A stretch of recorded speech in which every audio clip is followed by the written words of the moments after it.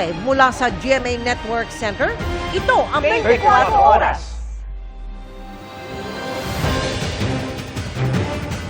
Magandang gabi po, Luzon, Visayas at Mindanao.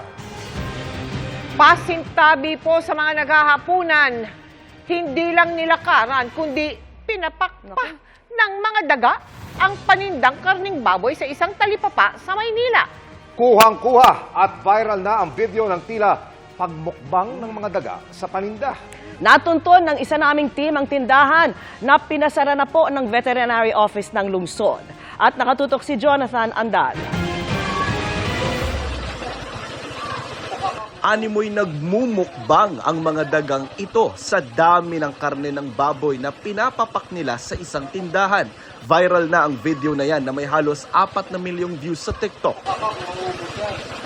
Nakasarado ang pwesto ng matuntun namin sa isang talipapa sa kanto ng 13 de Agosto sa Paco, Maynila. Pero hindi pa man kami tuluyang nakalalapit.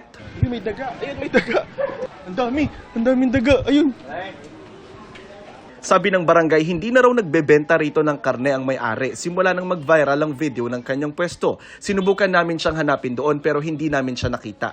Hindi nga po tiga rito yung may-ari. Nangungupa lang po kasi sila dyan. Pero si Aling Morena, nakausap daw ang may-ari matapos mag-viral ang pwesto nito. Kasi natanong ko siya, ba't nagganon? Sabi niya, kasi nga yung mga tauhan ko eh. Nagagalit siya sa mga tauhan niya, ba't walang bantay, hindi man lang daw nagtawag. Yung mga daga dito parang hindi natakot sa tao kasi parang wala na silang pakialam kahit marami man dumadaan, tinataboy sila. Ayan, ang dami. Ipinasara ng Manila Veterinary Inspection Board ang naturang pwesto. Ipinalinis din ito, pinatakpan ng drainage sa kanal at nilecturan ang may-ari tungkol sa food safety. At ang mga kontaminadong karne ng baboy, ibinaon na raw sa lupa. Pag nagkaroon pa sila ng violation ulit, talagang pasasara na yung talipapa na yan. Meron po kasi kaming ordinansa rito na within 200 meter radius sa palengke is bawal magtinda ng karne sa sariwa. Ang makakapagtinda lang po ay yung mga frozen lang po. Katabi lang ng talipapa ang Estero de Paco. Hinihikayat na nga raw ng City Hall ang mga nasa talipapa na pumasok sa palengke para iwas sa mga peste gaya ng daga. Pero ayaw ng ilan dahil nangihinayang sa ibabayad sa Ay, hindi naman nangangagat yan. Takot din sa amin. Lahat naman po ng palengke, mayroong daga. Hindi naman po talaga maalis yun. Hindi kayo natatakot. Bakit hindi po matatakot? Siyempre, may virus nga po yun. Pag nakagat ka, matatakot ka. Kaya yun, nilalason po namin para mamatay. Ang ganitong klaseng pagpapabaya ay maituturing daw na paglabag sa Meat Inspection Code na may kulong ng hanggang 12 taon at multang hanggang 1 milyong piso. Ang sakit na pwedeng makuha natin doon pag kinagat ng daga, leptospirosis. Yun yung naninilaw. Multiple organ failure po siya, maninilaw lahat ng katawan niya. At hepatitis po. Siguraduhin po nila na yung binibili nila is galing sa accredited na katayan, may permit na galing sa NMIS, at saka sariwa po yung karne.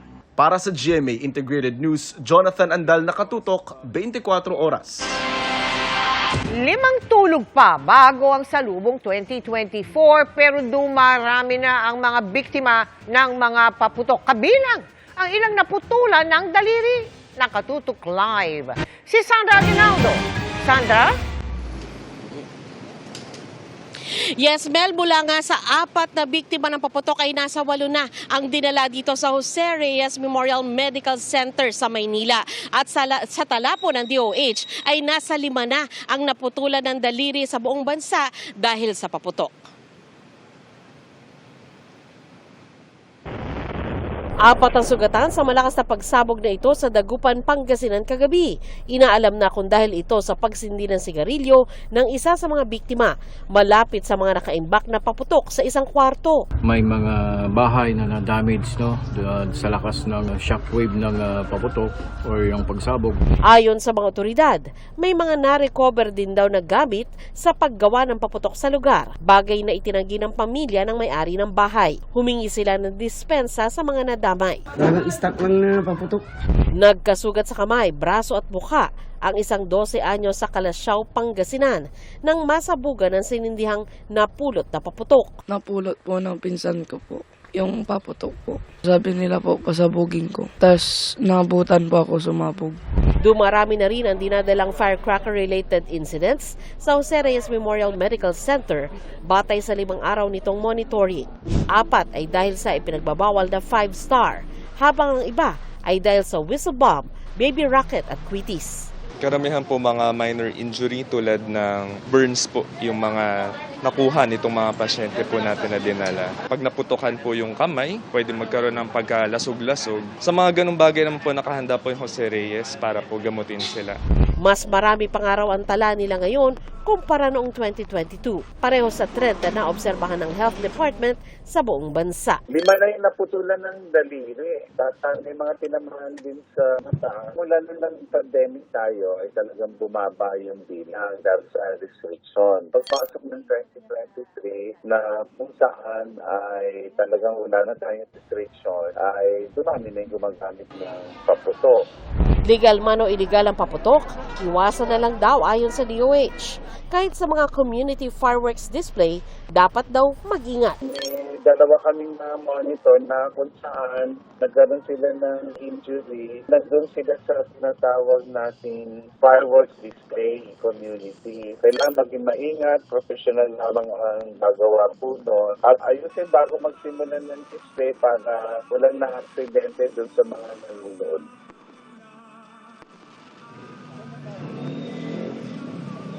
Mel, bukod nga dyan sa mga naputukan, no, ay meron ding naging abala rin ang ER ng ospital na ito dun sa ibang mga cases na may kaugnayan din sa sunod-sunod na party nitong Kapaskuhan at kasama na nga dyan yung hypertension at vehicular accident. Mel?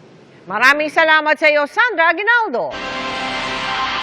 Sa kabila ng paalala ng mga otoridad sa paggamit po ng paputok, mas dumami pa ang mga namimili sa fireworks capital of the Philippines. At mula po sa Bocaue, Bulacan, nakatutok live si Marisol Abduraman.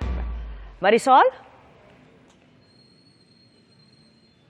Alam mo, Vicky, kahit sa ilan talagang pailaw at paputok ang kumukumpleto sa pagsalubong sa bagong taon. Kaya naman ang mga otoridad tuloy-tuloy ang paalala na mag-ingat sa pagpapaputok o mas mainam na wag nang magpaputok para iwas disgrasya. 5 araw bago ang pagsalubong sa 2024, lalo pang dumami ang mga namimili ng paputok dito sa Bocaue. Kailangan namin yun eh. Magsa-celebrate kami sa 31. Kumusta po ang inyong pamimili, ma'am? Medyo mura po. Binigyan kami ng discount. Sinamantala naman ng iba ang holiday para ngayon dumayo sa Bulacan. Tiniming namin dahil holiday po ngayon, kanil bukas may pasok na kami. O pailaw lang para iwas aksidente rin sa mga sa bata. Mas marami ang namimili ngayon kumpara nung nakaraang taon. May mga nakabantay na pulis sa lugar. Lahat yung mga bombero tsaka yung mga pulis, lahat PNP, nakiki-coordinate sa amin para lalo yung mga nagsisigarilyo. Kaya yung mga nagbe-vape at yung nagsisigarilyo, wag na kasi pag nag-vape at nadidetect eh. Automatic may sprinkler. Oo, ayan. Doble ingat. Lagi po tayong titingin-tingin po talaga sa paligid. Bukod sa mga fire extinguisher na gaya nito, meron din ang tindahan na ito nitong tinatawag na fire extinguisher ball na kapag ibinuto lang daw ay pwede nang makapula ng apoy. Naka-standby din ang ilang drum ng tubig. Pero paalala ng mga otoridad, mag-ingat pa rin sa panganib na dala ng pagpapaputok. Ngayong araw lang, 5 kaso ng traumatic amputations ang naitala ng DOH. Kinailangan silang putulan ng kamay o daliri dahil sa pagpapaputok. At mula naman alas 6 ng umaga kahapon hanggang alas 6 ng umaga kanina, umaabot na sa 24 ang naitalang firecracker-related incident. Kaya ang PNP puspusan ang panghuhuli sa mga iligal na paputok. Gaya na lamang ng raid sa Divisoria kahapon kung saan samot-saring iligal na paputok ang nakumpiska. Sa Davao naman, aabot sa halos 3,000 mga bawal na puputok ang nahuli ng mga pulis. As of yesterday po ay mahigit 34,000 na po yung ating nakumpiskang mga illegal na paputok at magtutuloy-tuloy po yan.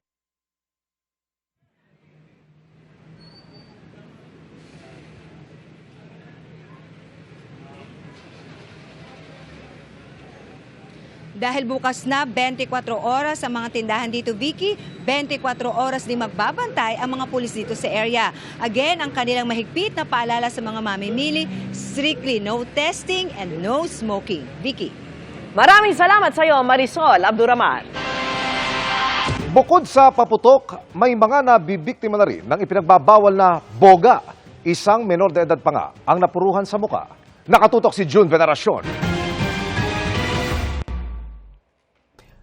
Dahil tinamaan ng boga sa kamay, diretso ospital ang lalaking ito sa Pili, Camarines Sur.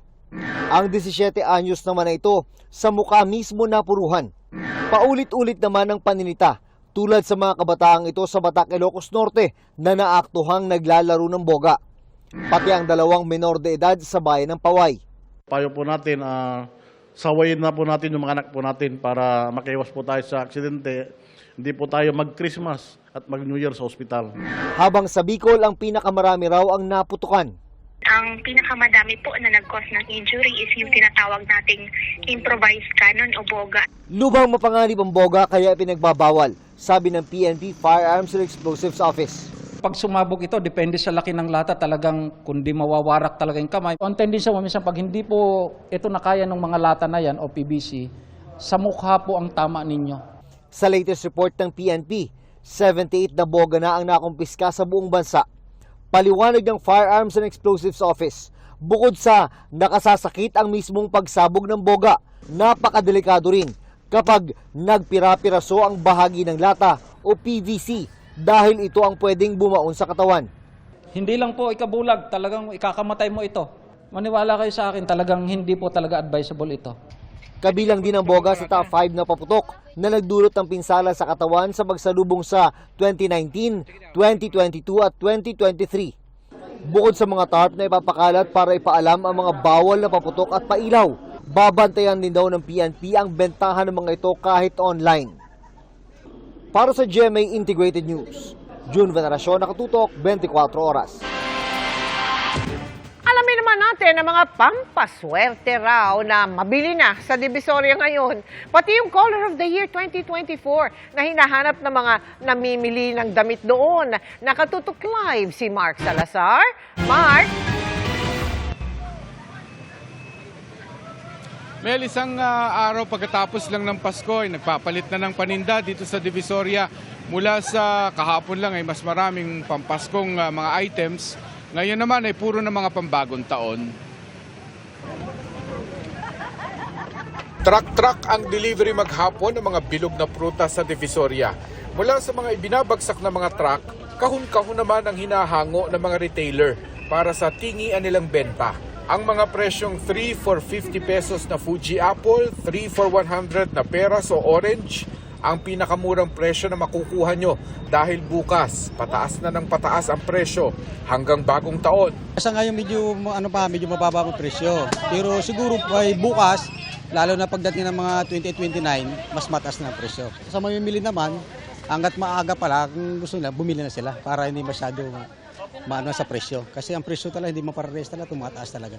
Ang industriya ng pampaswerte ay binubuhay ng kapit ng Pilipino sa paniniwalang may igaganda pa ang bukas. Maswerte po talaga ako ngayon kasi Libra ako. Libra? Pareho tayong Libra. Sino may sabing swerte tayo? Sa TikTok. Peach ang Color of the Year ng 2024 at isusuot yan ng mga nagpapatunay na totoo ang swerte. Mga nakaraan pa gano'n. Tuwing nag-graduate ako, tapos pag nag-apply ng trabaho, natatanggap agad. 3 sila. May mga nagsasadya sa Divisoria para makamura kahit konti lang ang bibilhin. 500 lang po budget namin. At anong balak niyong pagkasyahin sa 500? Yung susuot lang. Susuot po. Pagdating naman sa damit, anong fashion ang pinakamabili? Peach po. Pero anong klase ng mga fashion cut? Mga crop top.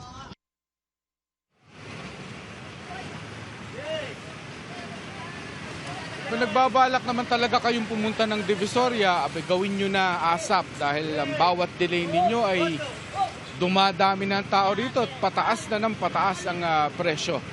Live mula rito sa Divisoria sa Maynila para sa GMA Integrated News.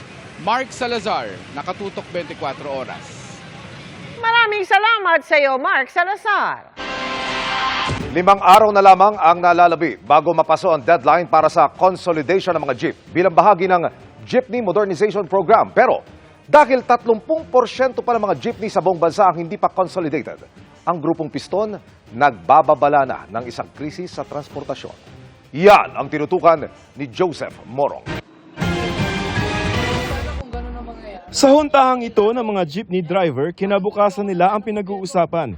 May 5 araw na lamang kasi sila para habulin ang December 31 deadline para makapag-consolidate at para makapasada pa sa 2024. Sabi ni Marvin, talo ang kita sa mga modern jeep kung lilibat siya mula sa tradisyonal na jeep. Kumikita kami 1,000. Kung gagawin kami modern, ganun na magiging namin, minimum fare na lang kami, 600, 700. Hindi sapat sa pamilya namin yon. Pero para kay Andrew na 1 taon ng driver ng modern jeep o minibus, kumikita sila ng 7,200 araw-araw at sumusweldo ng 700 pesos araw-araw. Dito malamig. Yung kumbaga, pag nagmaneho kahit traffic, okay lang. Naano nang sinabi ng DOTR na para sa ligtas at mas makakalikasang public transportation ang PUV Modernization Program. Sa datos mismo ng LTFRB, 7 sa bawat 10 jeepney sa Metro Manila o lampas 30,000 pa ang hindi consolidated. Ganyan din kadami o higit pang driver at pamilya nila ang posibleng mawalan ng kabuhayan. Pero hindi lamang sila ang apektado kundi ang mga commuter sa rutang kanilang dinadaanan. Mahigit 7% yan ang mga ruta sa Metro Manila. Hindi rin consolidated na mahigit sa 6 sa bawat 10 jeepney sa Calabarzon at sa Zamboanga Peninsula. Bagaman sa buong bansa ay mas konti ang di pa consolidated na nasa 30% na lamang. Maasa ang grupong piston na maglalabas ng Temporary Restraining Order o TRO ang Korte Suprema para hindi agad ito maipatupad. Kapag hindi talaga pinayagan na makapag-renew yung ating mga operator, ay talagang magkakaroon talaga ito ng malaking transport crisis. Hindi lamang dito sa bahagi ng National Capital Region. Sa Davao, magsasagawa ng transport strike bukas ang grupong Transmission Piston kontra PUV Modernization, kabilang dito ang 80% ng pampasaherong jeepney sa Davao City. Hinihingan pa namin ng bagong pahayag ang DOTR. Para sa GMA Integrated News, Joseph Morong, nakatutok 24 oras. Chika Minute na mga kapuso at ang maghahatid ng latest sa showbiz happening. Walang iba kundi ang isa sa mga bida ng GMA Public Affairs at GMA Pictures MMFF entry, yung Firefly. Si Isabel Ortega. Isabel? Salamat po, Miss Mel, at good evening mga kapuso. Papalapit na ang 2024 pero tila tuloy ang Maria Clara at Ibarra fever. Bata yan sa recent info ng isang streaming platform. Makichika kay Nelson Canlas. Isa na namang milestone ang na-achieve ng historical portal drama series ng Maria Clara at Ibarra. 22 million viewing hours and counting ang naabot nito sa streaming platform na Netflix. At naitala ito bilang most viewed program sa Netflix Philippines base sa engagement report ng streaming platform mula Enero hanggang Hunyo ng taong ito. Maria Clara at Ibarra also made its presence in the global rankings during the same period kahit hindi pa ito na-i-release globally. Ang serye ay sumasalamin sa mga obra ng ating pambansang bayani na si Dr. Jose Rizal, Noli Me Tangere at El Filibusterismo. Mula nang umere ito sa telebisyon, ginawaran ng serye at cast ng samut-saring pagkilala sa Pilipinas at sa ibang bansa.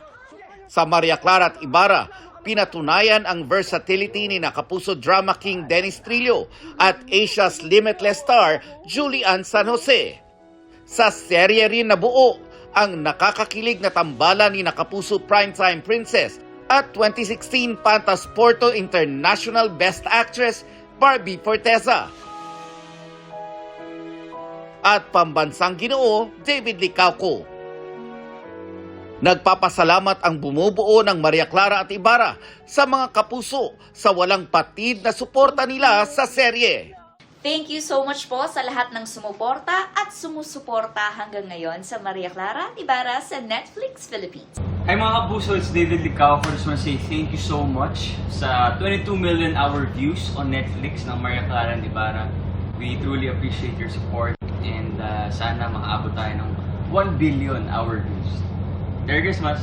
Nelson Canlas, updated sa Showbiz Happenings.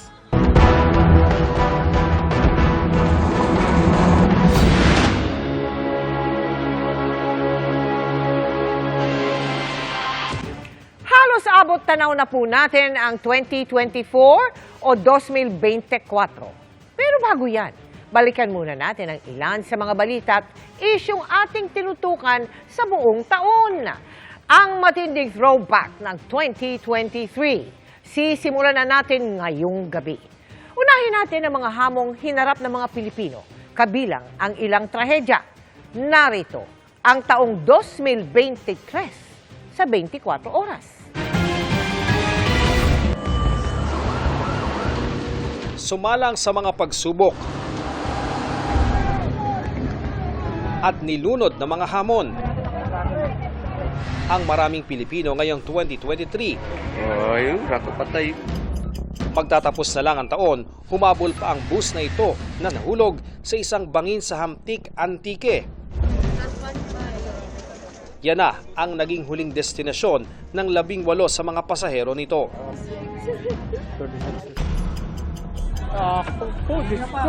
Hindi naman kinaya ang bigat ng mga sakay kaya lumubog ang MB Aya Express sa bahagi ng Laguna Lake na sakop ng Binangonan, Rizal.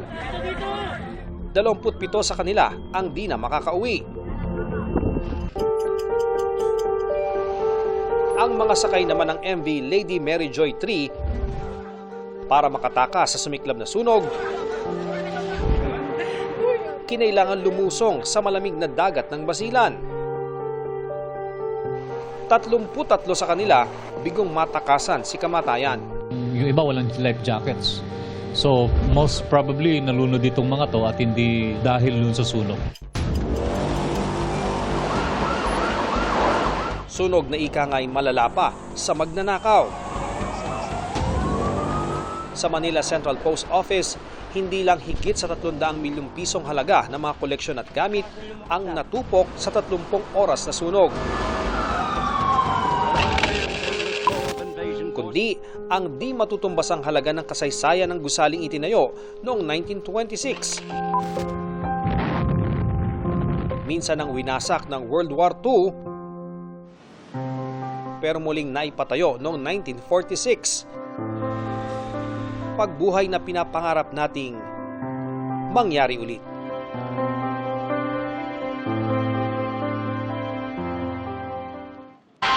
May panira ng banding sa Luneta na naiwan doon ng mga namasyal nitong Pasko.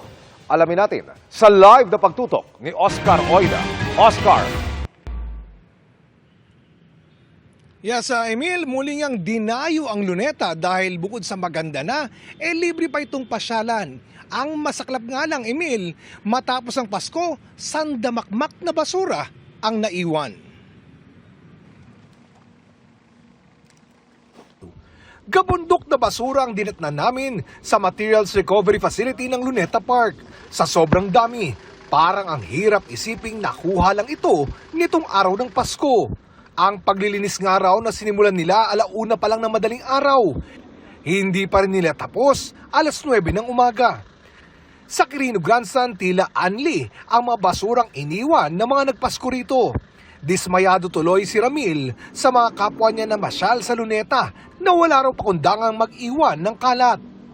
Pare-pareho lang naman tayo na mamasyal at saka pagdating kasi sa mga ganitong klaseng park, makita naman po natin na malinis talaga. Kaya wag naman po natin babuyin.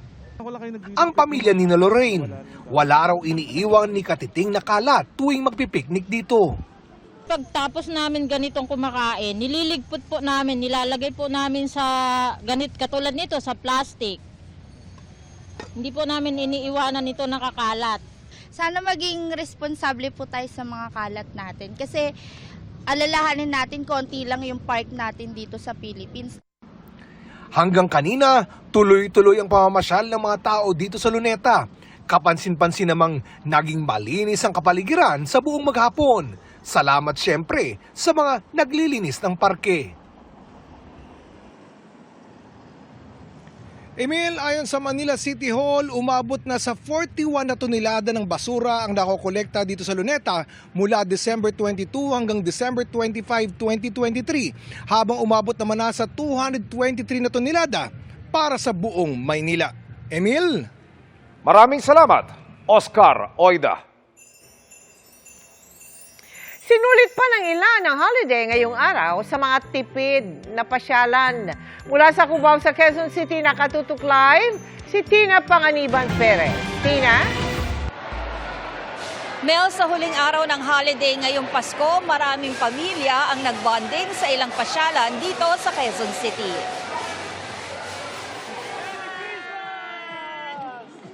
Kahit pasulpot-sulpot ang ambon, dito sa Quezon Memorial Circle, pinili ng ilang pamilyang mamasyal kanina.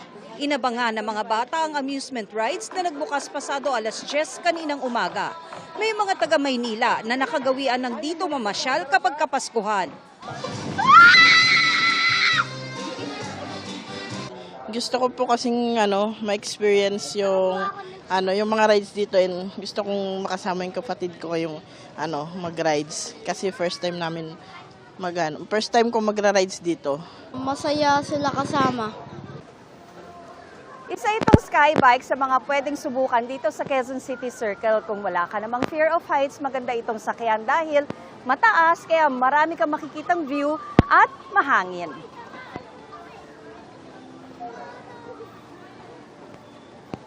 Lahat po ng ating mga sakay may mga buckle po yan, may mga safety po. At after po na makababa sila sa sinakyan nila, check po. Then tsaka po ulit po tayo nagpapasakay. 50 pesos ang entrance sa amusement park. Libre ang mga PWD at senior citizen. Bukas ito 10 a.m. hanggang 10 p.m. hanggang unang linggo ng January 2024. Kung ayaw namang mag-rides, pwedeng magbisikleta o mag-badminton. O kasi maganda po yung dito, yung place po. Malaki yung lugar, tapos maraming makakainan. Ultimate throwback naman para sa mga laking 70s at 80s ang nagbabalik amusement center sa Cubao sa Quezon City. Open ito araw-araw mula 10 a.m. hanggang 11 p.m. at ma-enjoy rain or shine dahil indoors at air condition. Walang entrance fee, pero may bayad ang bawat ride na kid-friendly. To be honest, I love the ride. Gusto po nung bata ko kasi gusto nilang ma-try po dito. First time po. Ako masaya po yung mga anak ko po. What? Good. Mag-e-enjoy po talaga yung mga bata. Every minute po ma'am, mayroon pong maintenance na nag-check po bawat po rides na po namin. Meron ding mapaglilibangan ang mga adult dahil meron ditong billiards area, bowling alleys at videoke. Hindi na rin kailangan lumabas ng amusement center na ito para kumain dahil marami ritong pagpipili ang food stalls. Ang aking cameraman na si Ronald Herrera at assistant cameraman na si Joe Magadia may pahabol na pagbate. Happy Holidays!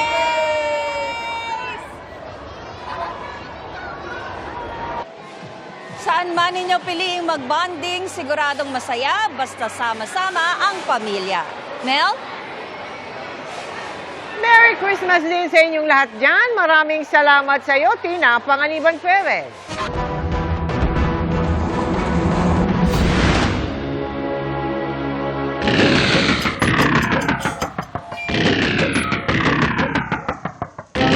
Pamilyar man ang mga tagpong ipinatikim ng mga pagsusungit ng panahon ngayong taon.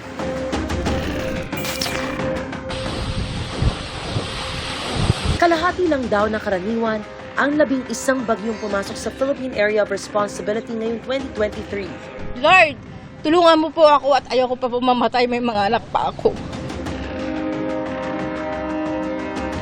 3 sa mga yan ang naging super typhoon.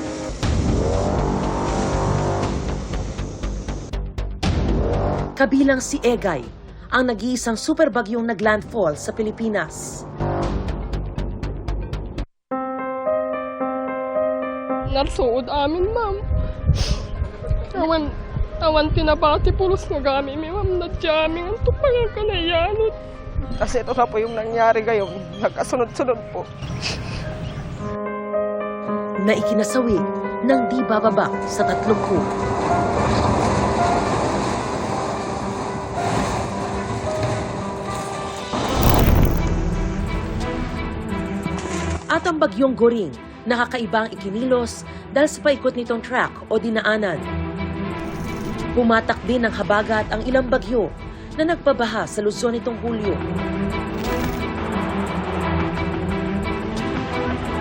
Shearline naman ang nagpabaha sa summer provinces nito Nobyembre, kabilang sa Katarman, kung saan lagpas sa pang-isang buwang ulan ang bumuhos sa loob lang ng 24 oras.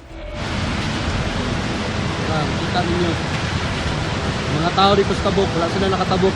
Bahay, buhay, at kabuhayan pa rin ang nabuwis kahit pa mas konti ang bagyo. Ngayong taon, sinabayan pa yan ng nanuyot na hamon. Nagsimula na ang pag-iral ng El Nino na tinatayang lalala pa sa susunod na taon. Para po iwas aksidente sa kanya-kanyang bahay, maghahanda ng mga community fireworks display ang ilang lokal na pamahalaan. At nakatutok si Salima Refran. Sa mga makukulay na community fireworks display, sinalubong ng ilang Metro Manila LGU ang taong 2023. At sa pagpasok ng 2024, yan rin ang mungkahi ng DILG at ng Metro Manila Council sa halip na kanya-kanyang pagpapaputok sa mga bahay-bahay. Nagiging sanhi pa yan ng mga aksidente, may napuputulan ng daliri, may nasasabugan sa mukha, minsan may namamatay pa. Ito po ang gusto nating maiwasan. Habol po natin dito ang kaligtasan ng bawat isa. Gawa na lang tayo ng mga community fireworks display para manunood na lang yung mga tao, imbes na sila mismo yung magpapaputok, makikitingin na lang sila, makikinood, kasi gano'n rin naman yung effect. Ang Quezon City magkakaroon ng New Year's countdown at malaking fireworks display sa Quezon Memorial Circle sa bisperas ng bagong taon. Hindi namin ini-encourage na magkaroon pa ng mga barangay-based na mga display sana. Pero kung di maiiwasan, magpapa-identify kami sa mga barangay captain. Pag na-approve natin, then bibigyan natin rin ng bombero, lalagyan din natin ng security. Tanging mga pailaw lang daw ang papayagan dito, lalo't may firecracker ban sa lungsod. Ang lungsod ng Maynila isasara ng ilang sandali bago magbagong taon ang makasaysayang Jones Bridge para sa isang fireworks display. Magkakaroon din ng countdown at fireworks display ang national government sa Luneta. Ayun lang po, panawagan namin na sana iwas paputok, iwas aksidente para maging masaya at masagana pagpasok ng 2024. Sa datos ng Bureau of Fire Protection, mula Enero hanggang ngayong araw, 24 na ang naitatala nilang insidente ng sunog na nagmula sa mga paputok. Naka-red alert na rin daw ngayon ang kanilang buong puwersa. Pinaiigting po talaga natin yung fire truck visibility, kung saan nagkakaroon po tayo ng public address. Nagbabandilyo po, ika pa nga. Araw-araw po yan, ang ating tropa ay nagpapaalala sa mga, especially sa mga matataong lugar. Para sa GMA Integrated News, Salima Refran, nakatutok, 24 oras.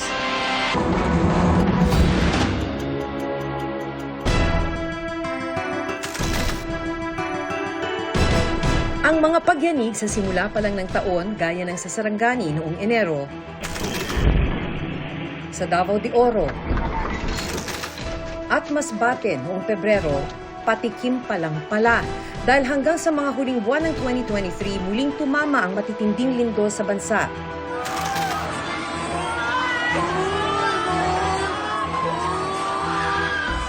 Nitong Nobyembre, niyanig ulit ng malakas na lindol ang Sarangani.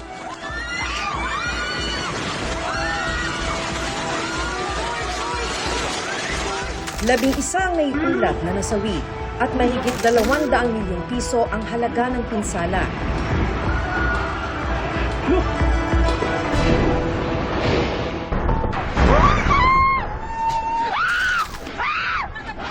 Mahigit isang linggo lang ang pagitan, niyanig naman ang Hinatuan, Surigao del Sur ng magnitude 7.4 na lindol noong December 2. Abot hanggang intensity 7 ang naramdamang pagyanig. Oh my God!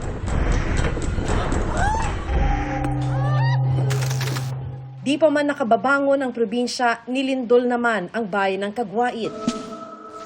Posibleng iba na talaga tong lindol na to. Posible na ibang source naman ang gumalaw, Philippine Trench, but different segment. 3 ang nasawi at halos 90 ang sugatan. Bukod sa mga pagyanig, nag-alboroto rin ang Bulkang Mayon noong Hunyo, kaya itinaas ng PHIVOLCS ang babala sa Alert Level 3. Isinailalim sa State of Calamity ang Albay. Nitong Disyembre, mula Alert Level 3 ay ibinaba ang babala sa Alert Level 2. Bahagyamang bumaba na natili ang aktibidad ng bulkan at banta ng pagsabog. Ibabalik na ang mga tradisyonal na aktibidad sa traslasyon ng itim na Nazareno sa Quiapo sa Enero. Pero mayroong mga pagbabagong makikita kabilang na ang disenyo ng andas. Nakatutok si Mariz Umali. Pagkatapos ng 3 taon, magbabalik na muli ang tradisyonal na traslasyon ng mahal na itim na poong Nazareno sa January 9, 2024. Kaya puspusan na ang paghahanda ng Fiesta at Procession Committee para maging maayos at mapayapa ang prosesyong inaasahan daragsain ng mas marami pang deboto. Sa panibagong walkthrough kanina sa magiging ruta ng prosesyon, ininspeksyon ng mga nakaharang na kable, sanga ng puno at mga bukas na manhole. Nung nakaraan ay mga almost 22 million yung mga debotong dumagsa sa ating traslasyon at inaasahan natin na abot ng ganong kalaki o mas malaki pa. Maging ang andas ng poong Nazareno planong baguhin ng komite. Lalagyan na raw ng salamin ang palibot ng andas para mas maprotektahan ang mahigit 400 taong imahe ng itim na poong Nazareno. Pero nakausli ang dulong bahagi ng krus para mahawakan pa rin daw ito. Ang gusto kasi nating maiwasan ay yung aakyat yung mga tao magsasampahan sa andas na ang nangyayari ay natatakpan na yung ating mahal na poong Jesus Nazareno. Kasi ang tendency kapag magsasampahan talagang maaapakan yung mga tao, magkakaroon ng tulakan, talagang magkakasakitan. Gusto kasi nating iwasan ay yung madumog talaga at masira din yung ating yung ating imahe ng mahal na poong Jesus Nazareno. Mas okay po para sa safety po ng mga deboto. Parang hindi rin sila masaktan talaga kasi karamihan talaga pag umaakyat nasasaktan din. Pag natatabunan, hindi namin makita. O yun po ang gusto namin, nahawakan namin yung paa, nahawakan namin yung pasan-pasan niyang cross. Dahil doon ho kami, kahit na anong hirap namin sa pagbubuhat, yun po ang ligaya namin, nawawala po lahat yung pagod namin. Ibabalik na rin ang pahalik sa Quirino Grandstand na magsisimula pagkatapos ng 6 p.m. Mass sa January 6 hanggang January 9. At susundin naman ang ruta ng traslasyon na tulad noong 2020 ay magmumula sa Quirino Grandstand pabalik sa Quiapo Church. Magsagawa man daw ng mga pagbabago sa tradisyonal na traslasyon, pangunahing layon lang daw ng simbahan ang mas maliwanag na maipakita at mas maramdaman ng mga deboto at mga mananampalataya ang itim na poong Nazareno sa lahat ng nadaraanan nito para kahit hindi nila mahawakan ay ganap pa rin nilang maranasan ang pagsama ni Jesus sa kanilang paglalakbay sa buhay. Para sa GMA Integrated News, Mariz Umali nakatutok, 24 oras.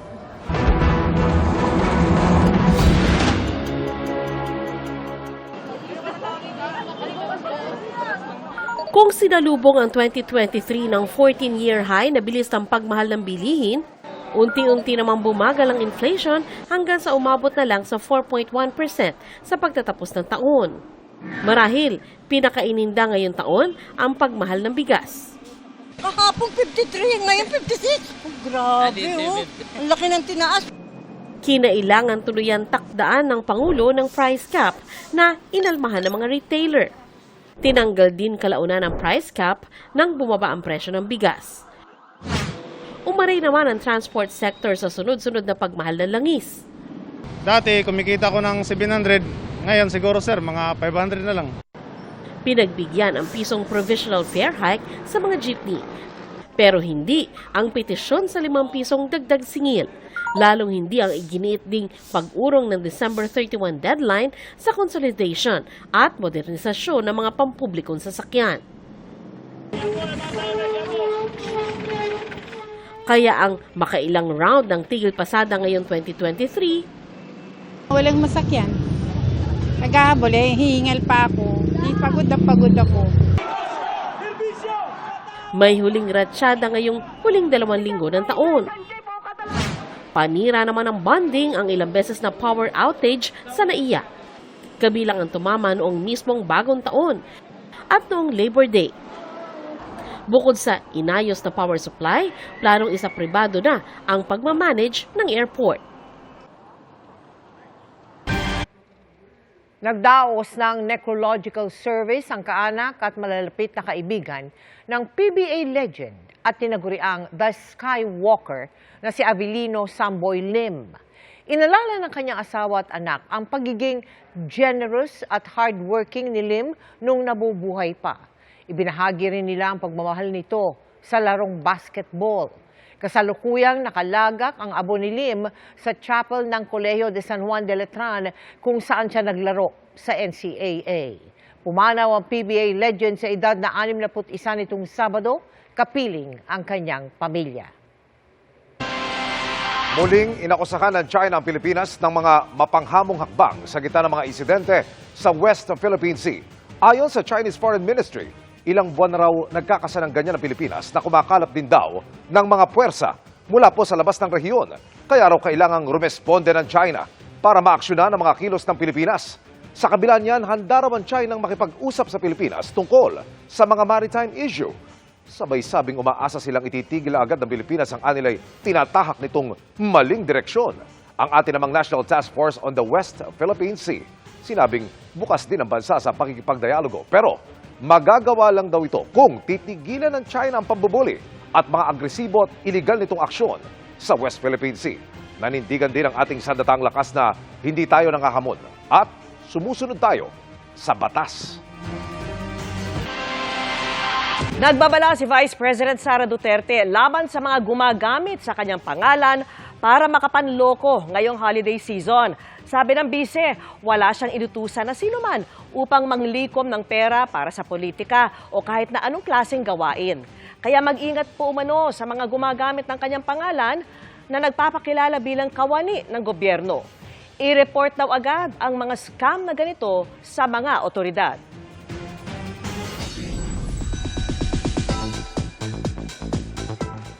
Day 2 na ng 2023 Metro Manila Film Festival at patuloy pa rin ang dagsa ng mga nanonood sa sinehan. Bilang pa-thank you sa mga magagandang feedback, personal na binisita ng ilang sinehan ng mga bida, kabilang kami ni Miguel Tan Felix ng Team Firefly. Maki Chika kay Aubrey Carampel. Kahapon pang pila-pila ang mga nanood ng MMFF movies na tinatapatan din ng walang pagod na pag-iikot sa mga sinihan ng mga artistang may entry. Kabilang sina Miguel Tan Felix at Isabel Ortega na dinatnang sold out ang mga screening ng GMA Picture entry na Firefly. Overwhelmed tuloy si Firefly star Alessandra De Rossi at Firefly director Zig Dulay, lalo na sa natatanggap na feedback ng pelikula.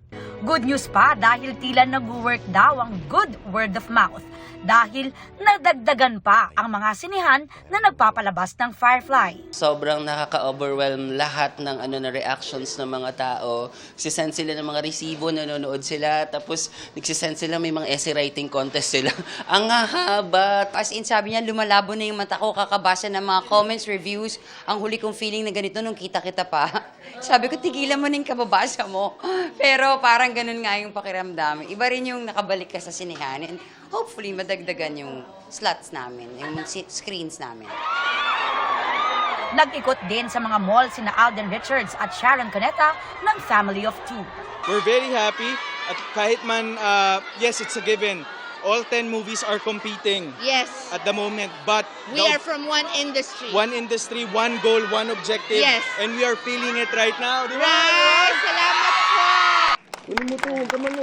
Sina Marian Rivera at Dingdong Dantes, patuloy ang cinema tour para naman sa kanilang movie na Rewind. Lumalabas na talaga yung mga tao muli sa sinehan. Talagang ramdam na ramdam mo yung sigla talaga ng pelikulang Pilipino. Masaya din daw sila sa mga natatanggap na review sa pelikula at sa kanilang acting. Iyak na maluwag sa dibdib nyo. Kaya sana isama nila kami sa pag-celebrate na ng Pasko. Sa mga hindi pa nanonood, nako, pagkakataon nyo na para mag-rewind. Ang tandem naman ng Becky and Badette na sina Eugene Domingo at Pokwang in character na nag-cinema tour. Isang senyales na muli tayong babangon ang ating industriya, ang sinema. So congratulations na agad. Kasi milagro ito. Imagine after 4 years halos akala natin hindi na natin makikita ang ganitong senaryo. Kasama namang ubikot ni Mateo Gudicelli ang cast ng Penduko sa mga sinihan kahapon. Walang pagod dahil sobrang astig ng suporta ng ating mga kababayan sa lahat ng movies na MMFF. Aubrey Carampel, updated sa showbiz happenings. Mga kapuso, wag nang magpahuli sa pagtuklas sa mahiwagang isla ng mga alitaptap. Sama-sama tayong maiyak, ma-inspire at magmahal ngayong Kapaskuhan sa pelikula naming Firefly na mapapanood na sa mga sinihan ngayong Metro Manila Film Festival.